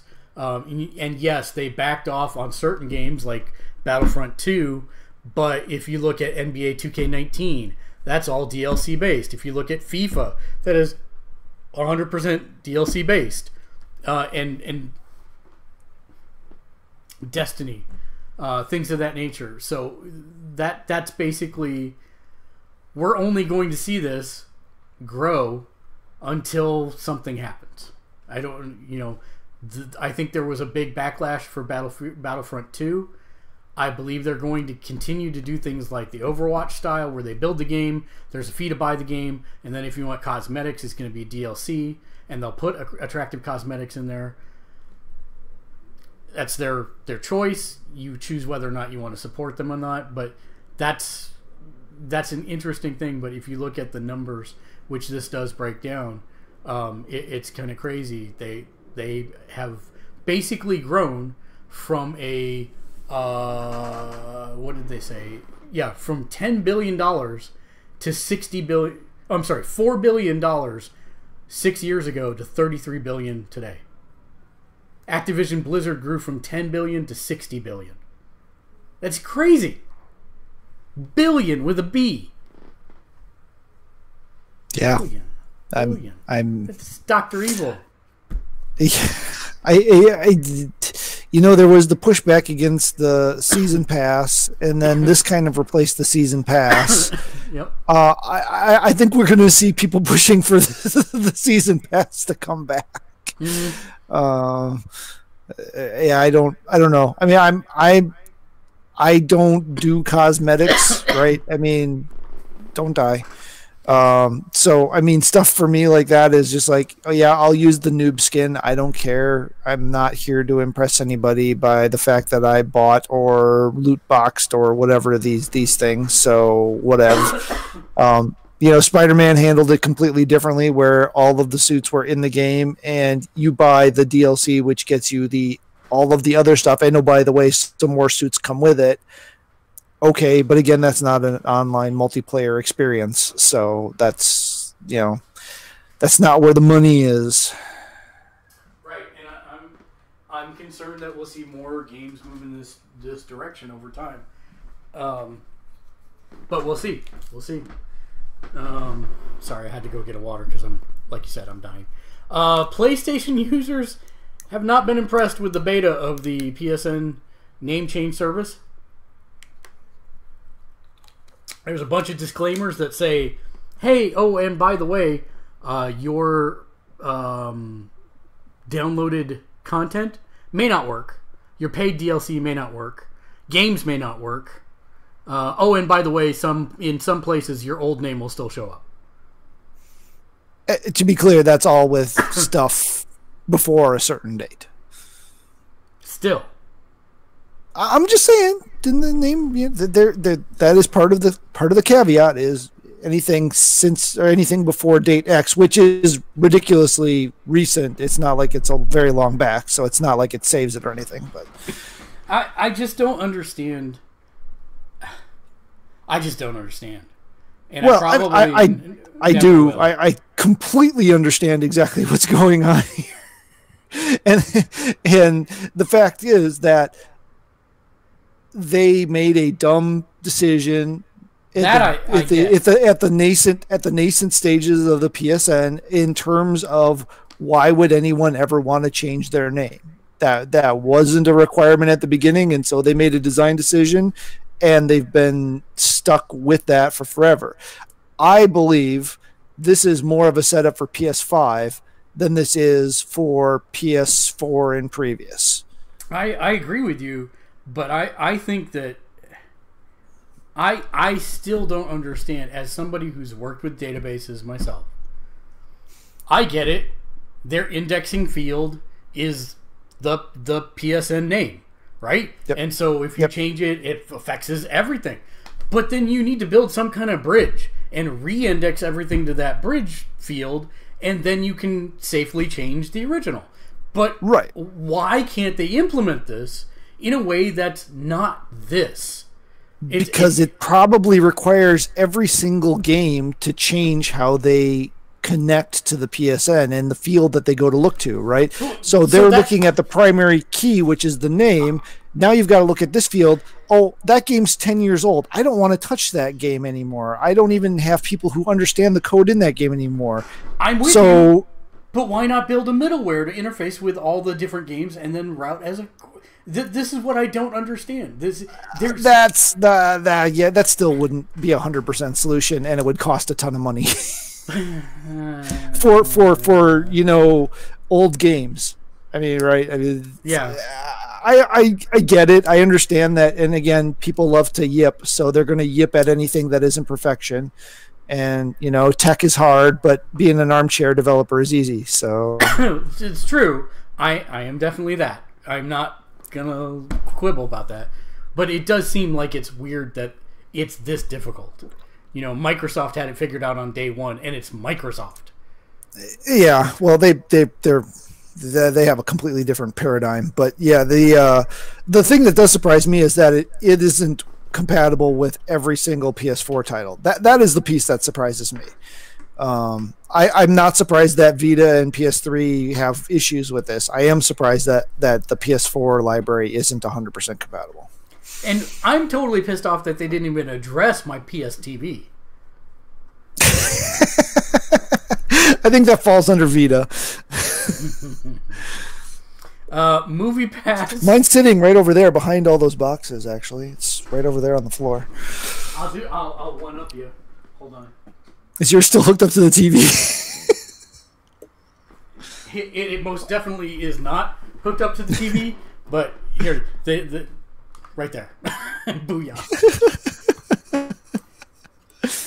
The sad part is I found the power adapter for it when we were unpacking stuff, and it said, I have no idea what this goes to, and threw it away. That's why you never throw... I saw a thing today that said every person over the age of 35 should have a box full of cords, because you have no idea what they go to, but you're pretty sure you'll need it someday. Yep. I have that box, but for some reason I threw that one away. We have this silly string... Like here... my wife's going to kill me. But we did like our decoration of the house, and you can see we silly stringed up like all the bookshelves and all the other stuff. That's really kind of weird with the green screen, the way it... It's kind of weird how it just went from holodeck to... Yeah. Whoa! Yeah, so I keep mine there, and I'm eventually going to try plugging it in again, but I really don't have a need since they came out with the PC and Mac client, right? Yeah. Because you can remote play with it, so it's not like I need the PS TV anymore. Right. So, yeah. Movie Pass is getting spun off as its own separate company because the parent company HMNY is tired of being tied to Movie Pass. Then you shouldn't have created a service that was going to self-destruct. Probably. And then a bit of sad news. No, not sad. It's melancholy, I guess. No, I'm all right with this because it's good. I'd rather see it go out when it's good than get stale and then go. Right? Yeah, it's sad just because it's going to go, but it's also good. It's that sending your kid off on their own kind of sad. Yeah. Voltron. Yep. God of War mishaps. Did you watch that? No, I didn't watch it because I'm trying to stay out of it because I want to play the game and I'm still wanting to remain pure. You haven't played it. Yeah. Yeah, there are spoilers in that video, but it is bugs are hilarious. No Man's Sky launching a free update next week titled The Abyss. Yeah, this is the one I was talking about from Kotaku. Really long, where they called a bunch of employees to kind of get perspective, and because everything was it was done anonymously, it really kind of takes away from the. I get why they're doing it, because they don't want the retaliation of having said something about the games. That's not good for your career. About the which, by the way, culture. is illegal. They couldn't do that. If they did, lawsuits should fly. Anyway, just throw that out there. Do what? Employers cannot retaliate for that stuff. Yeah, that is illegal. I understand that. Yeah, I understand that. But at the same time, there's still the perception. Yeah, we like you, but we tolerate you because you said these things, versus we like you. And I get that. No, I do too. But yeah, it just kind of... I thought it was a very well put together story, but because every single quote was anonymous, it did lose something, I guess. I don't know how to explain it. Yeah. If someone were to bite the bullet and come out and attach their name to it, it feels a bit more real, right? Yeah. And then we have the Defiance team. And Defiance.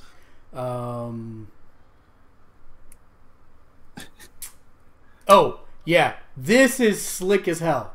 So we have seen different companies take advantage of second screen devices from time to time. Like Division was supposed to, and then canceled it at the end. This is pretty awesome.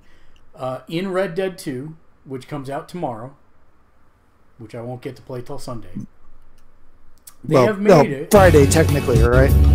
Right, which is tomorrow. I mean, for me, it's tomorrow night. Well, tomorrow night. So the that's the Red Dead 2 story so far. That's not what I want. They have said that there's a iOS and Android companion app that will act as a second screen, so that you can look at the map, add waypoints, mark areas of interest, and all of your core info and stats in real time on your device, allowing you to completely remove the in-game HUD from your television should you choose to do so. That's flippin' awesome. Especially because we know there's going to be a photo mode with this damn game. No HUD. Just by default. Yes, please. I think that's awesome. My wife's got an iPad Pro. She doesn't know it, but she's going to lose her iPad Pro as we play this. So I'm pretty stoked about this. Now, are you getting Red Dead? No. I am firmly in the no new games run again. So I won't even be getting Ace Combat. So what? Who are you? Yeah. What have you done with Matt? I have no idea anymore. I don't believe it. All right. Well, do I have a new tweet? So yeah, the this thing. I don't buy the whole second screen thing. It's a neat concept. It's a cool thing to do, but I just, if I'm looking at the map and you can't drive by map looking down at an iPad and at the screen at the same time. I can't, at least. And you know what? If I'm looking at the thing that I'm planning out or marking out stuff or figuring out how I'm going to go or where I'm going to go, I want to pause the game and be in the menu structure anyway. So, I will say that when I did Fallout 4 and I had the Pip-Boy on my arm with my phone in the Pip-Boy, that was pretty cool. And for how long did you do that? Don't you come at me with your logic and stuff. Just saying. Once is the exact answer. That is one play session, and then it went back in its box and it sits up there to this day, not being used since then. Damn you.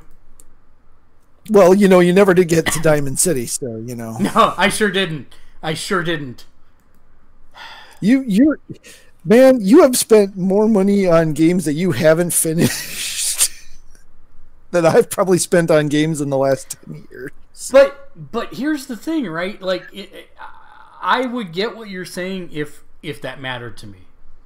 I know it doesn't matter to you. It's a difference in our play style, right? I mean, I look at all the games I haven't finished, and it just depresses me. And you look at all the games you haven't completed, but you've finished with, right? And you're like, I'm satisfied. And I look at that and I go, why did you buy that for $60 if you were only going to play 20% of the game? Well, so I mean, I got to a high level. I got to like level 40. It's not like I didn't play the game. I spent probably 40 hours playing it.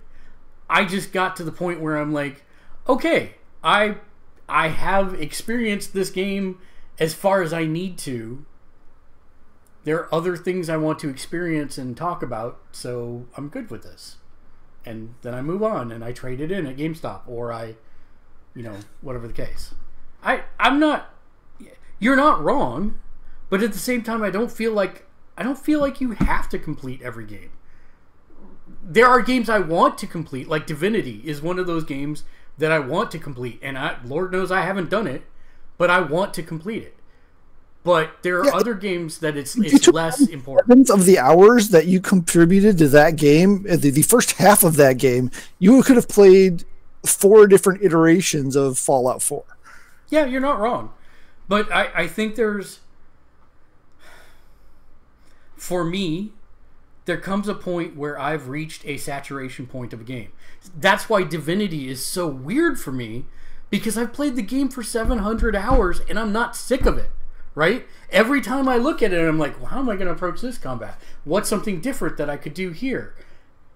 That's why I love it, because it's definitely, how do I even say that? It's one of my longest love affairs with a game where I haven't fallen out of love with it.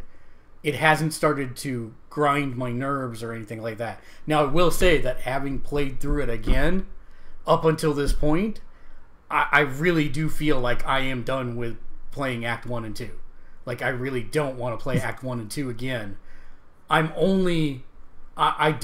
think where we're at right now, I've only been maybe 2 or 3 times. So this is almost like playing it for the first time, almost. It will be as soon as we get to Act 3. Because it's going to be crazy, because Sean doesn't, the guy that I'm playing it with, he doesn't know anything. He can't find quest givers. He doesn't understand how to do that. So when I'm going to be lost in Act 3, I can't wait to see how he reacts to that. Because I'm not going to have any idea what to do either, so it's like crazy. But in the meantime, you still haven't finished Spider-Man, and you haven't played God of War, and I can't talk to you about any of those games because you haven't done it. Listen, let's look at my... I'm not even going to go digital. Let's just go down the list. Dragon Ball Xenoverse 2, finished it. I actually got Is there a finish to that? Yeah. There's a story mode, and yeah, I finished it. Werewolves Within, that doesn't count. That's a VR title. Last Guardian. Nope, I never finished it. I probably never will. It's not that good a game. Sorry. It's not as good as Ico and Shadows of the Colossus. I haven't even started it, so... Odin Sphere, Leaf Razor. Haven't finished it, won't finish it because Dragon Crown came out. And Dragon Crown is the multiplayer online version that with better graphics and multiplayer. Did I mention multiplayer? Multiplayer, yes. So there's that. Then I have Dragon Quest XI. I will go back to that. That I'm not done with that one. It just came out at a bad time. And I started it and enjoyed it very much. It is I don't need to grind on it, so I'm really liking that. Enjoying it very much. I will go back to it. Diablo 3, I definitely completed that. Rock Band 4, I completed that. I don't like the stuff they've done. Multiplayer is never what it should have been. Deception 4, Nightmare Princess, I actually will go back to that because it's fun. It's just one of those things that I haven't had time to do. Overwatch, I put in a lot of hours with it. It's fun. Yeah. It's fun for a first-person shooter, but it's still a first-person shooter, and I'm not in love with first-person shooters. It's fun. It's fine. The Division, I'm playing still to this day, mostly survival. I have beaten it. If I sat down for a weekend, I could platinum it. Like, I'm that close. All I need are collectibles. I've done everything else in the game for the platinum. I just need to go get the damn collectibles, which are on my map. I just haven't gone and done.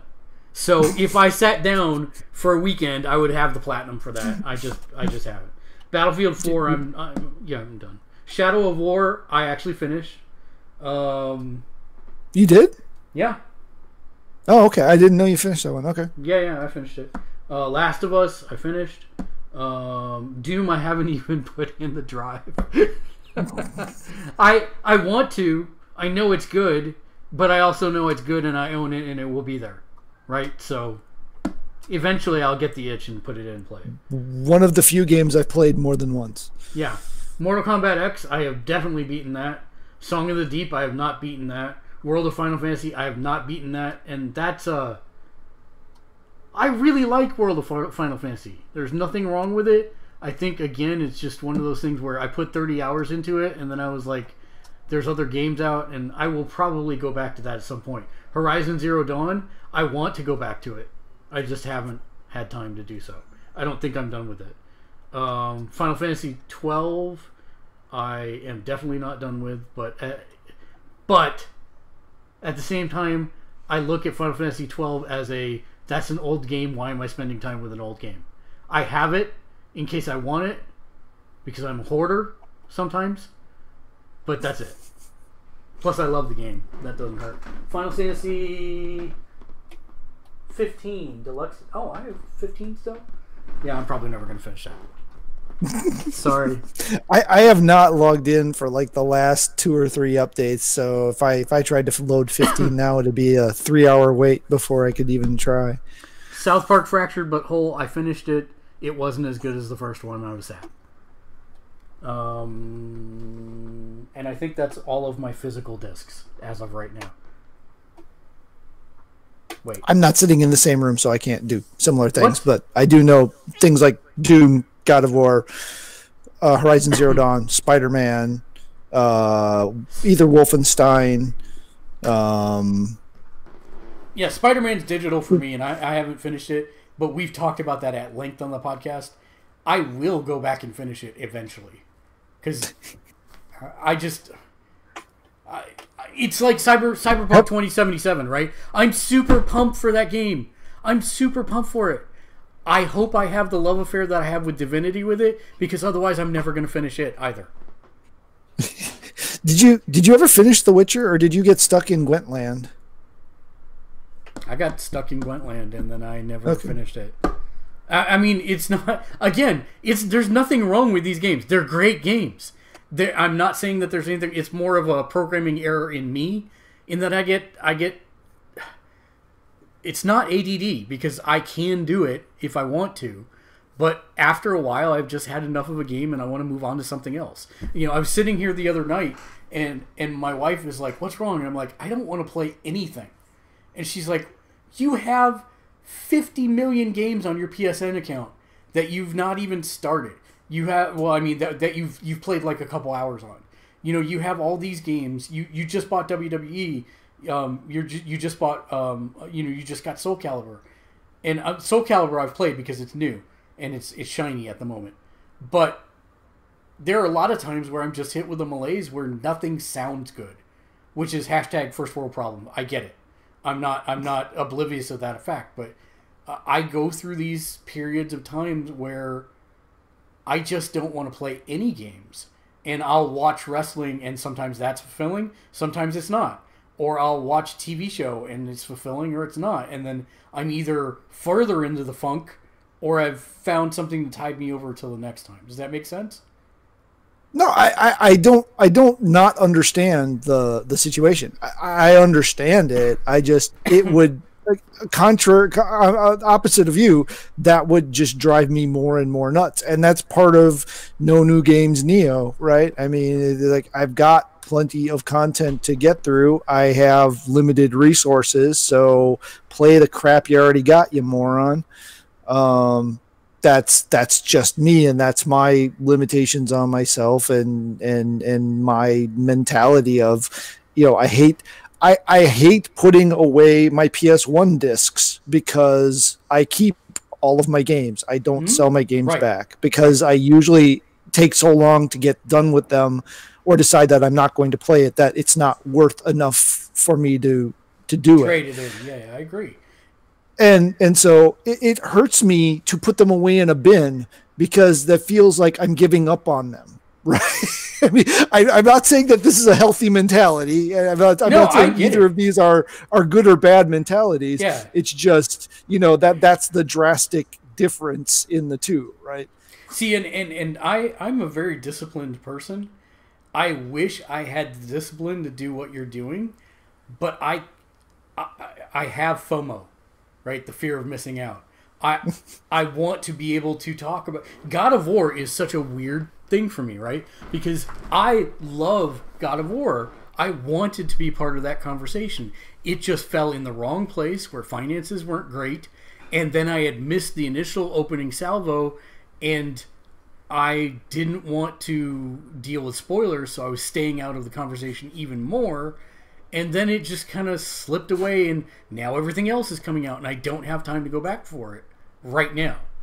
So it's one of those weird ones, because normally I like that, and I think GameStop is actually part of my mentality, right? It's exactly what you said.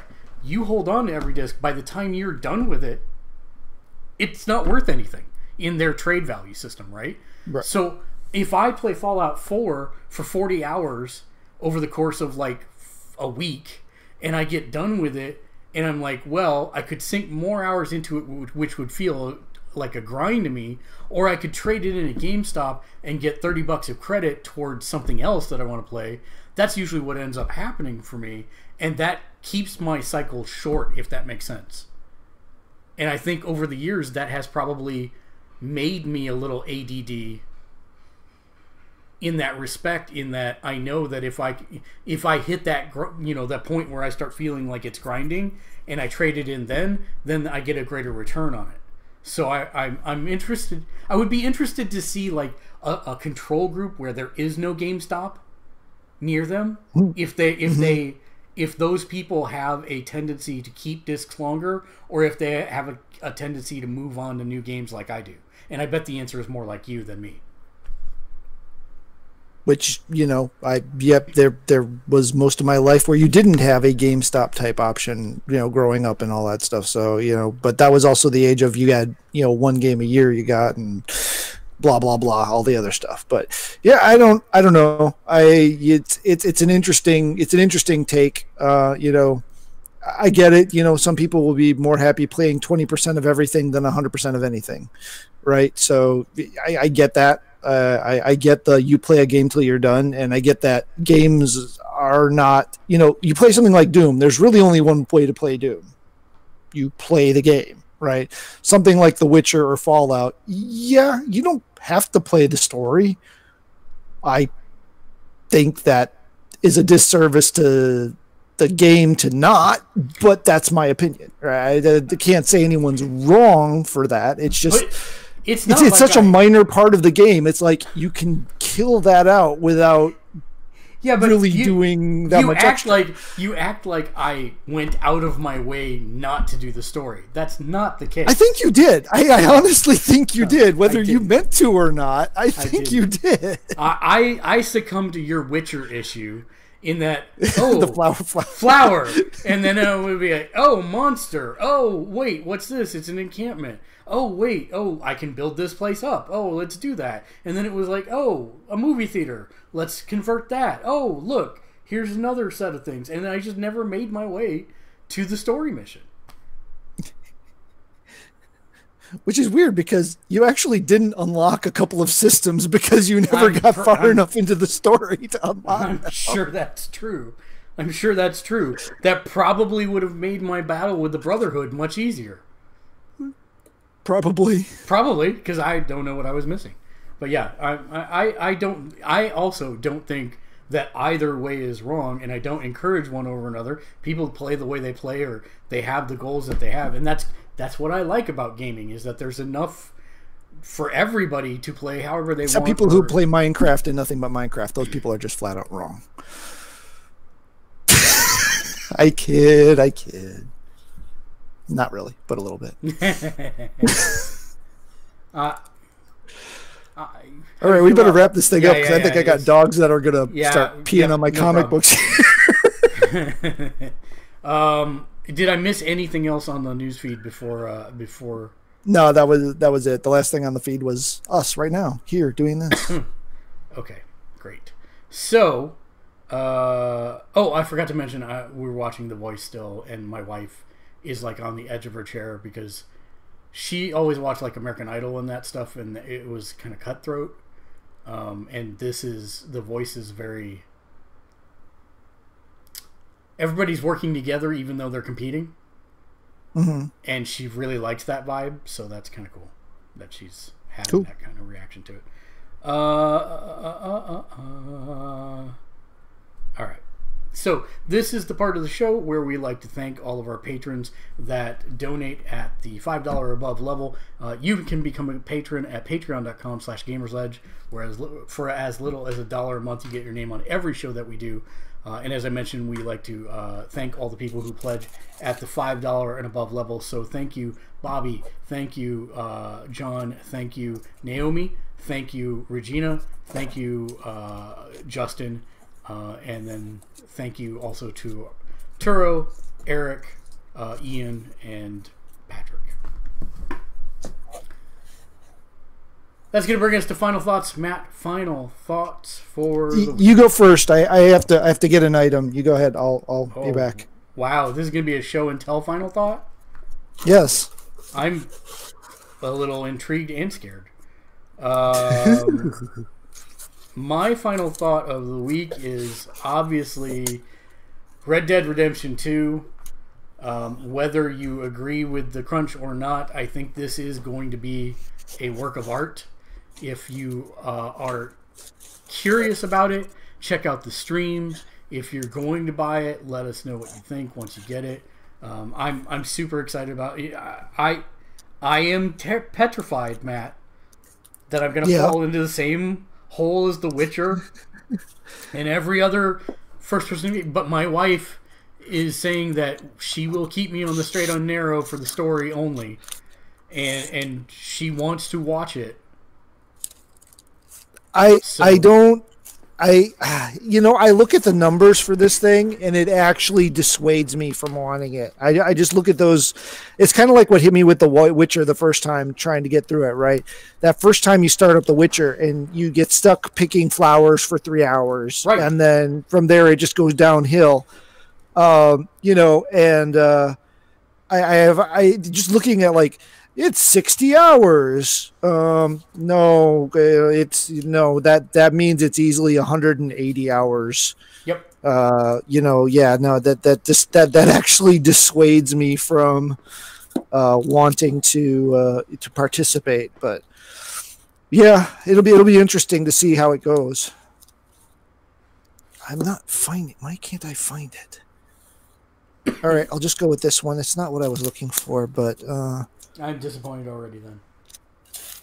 Well, it's in here somewhere because I just saw it the other day.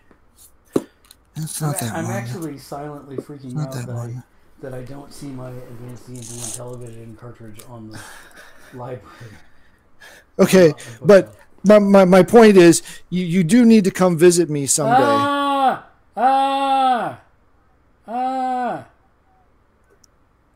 Where'd you pick that up?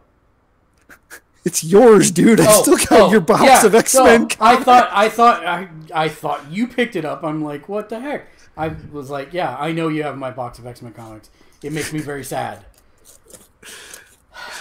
So, it's just to know, I still have them. They're still safe. They're here. Thank you. You just need to come visit me and take them away before I sell them all. No, I would never do that. They would get absorbed into my collection before that would happen. Horrible. All right, we're going to end the show with a fine point on it, a sage piece of wisdom to carry you through till your next time that you see us, which will be episode 300, a 6-year milestone in only 12 years.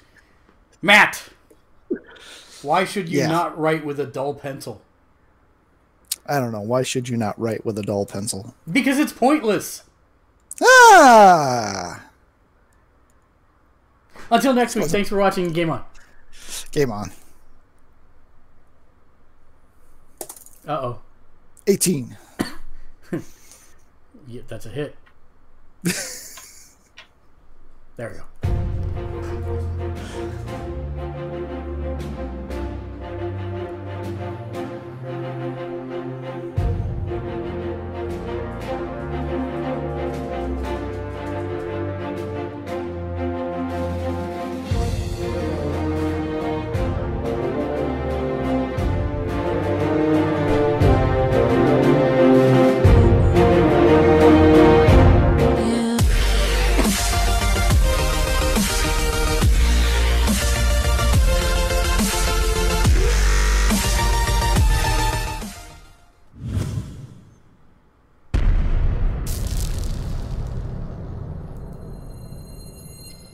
Roll damage.